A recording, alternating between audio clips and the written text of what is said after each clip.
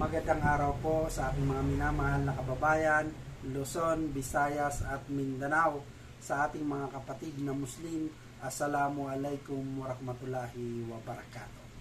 Welcome to my vlog. Narito na naman po tayong muli para sumagot sa inyong mga katanungan. Pero bago yan, sa mga hindi pa nag-subscribe, pwede po bang pakiclick muna ang ating subscribe button? Okay? Para sa mga nanonood ng vlog natin ngayon, ang tatalakayin natin ngayon ay tungkol sa online deliveries or rejected items. Yan, magandang talakayan. Pag-usapan natin yan. Ito ang aking opinion. Napakaraming reject items or orders, wrong order. Ano ba yung mga wrong order na tinatawag, di ba?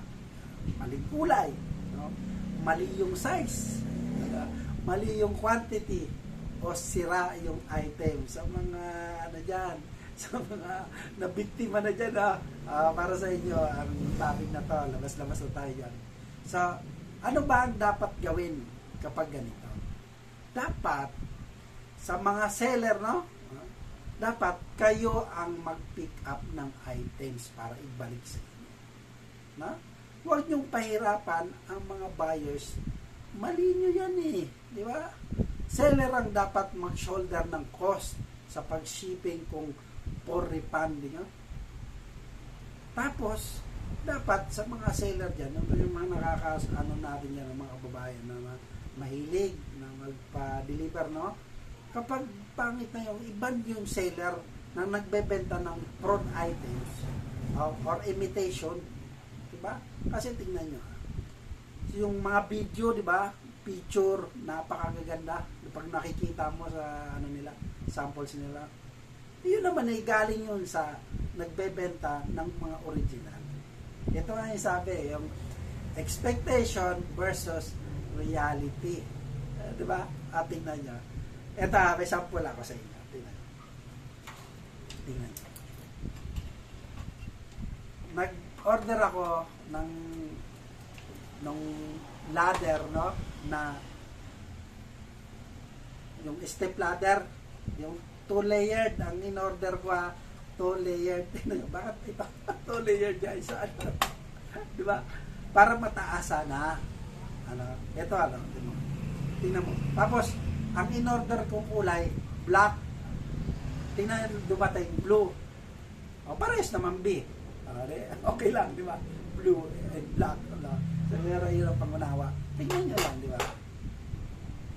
So, grabe.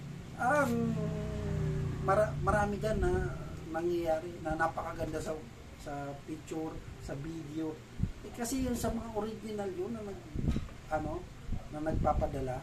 So, makikita parang kinukuha lang din nila mga Lazada dyan, di ba? Sa mga TikTok. Tapos, napakaganda pa ng sa Shopee, especially. Special version. Kasi ang gaganda no? Ang gaganda ng mga picture, video. Pagdating doon, yun po, mali na yung mga kulay, mga size, tapos mga ang papangit na kumbaga sa ano. So dapat diyan sa mga pamunuan na yan o sa mga seller, paano naman natin ibabalik? Kasi meron diyan, tingnan niyo. Sasabihin nila, sige ma'am, sir, pakibalik na lang po. Saan may ibabalik? Doon sa ganito, ipapadala nyo sa mga GNT, no? Yung mga ganun ng madami dyan, yung mga dropshipping na ang pagpunta lang doon, di ka mamamasahe, di ba? Hindi, mo daw, hindi ka magagas, o di ba?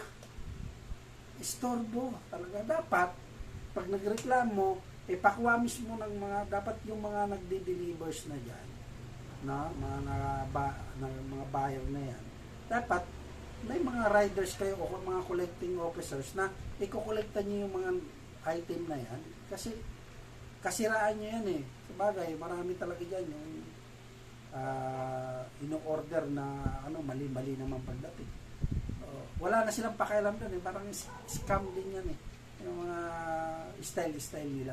So, manghinaya ka, sayang ng pera. Di ba? wala ka na magagawa eh. O di balik nyo kung gusto nyo, basta may babalik. Paano may babalik? Kung mayroong ano yan, tagal ano. Buti kung ibalik pa sa yan, di ba? So dapat yung mga bumibili, i-report nyo, di ba? I-report, tulungan na magtulungan na itong ano na to pangit ang mga dinidelivered. No, napakaganda sa video, napakaganda sa picture pagdating eh.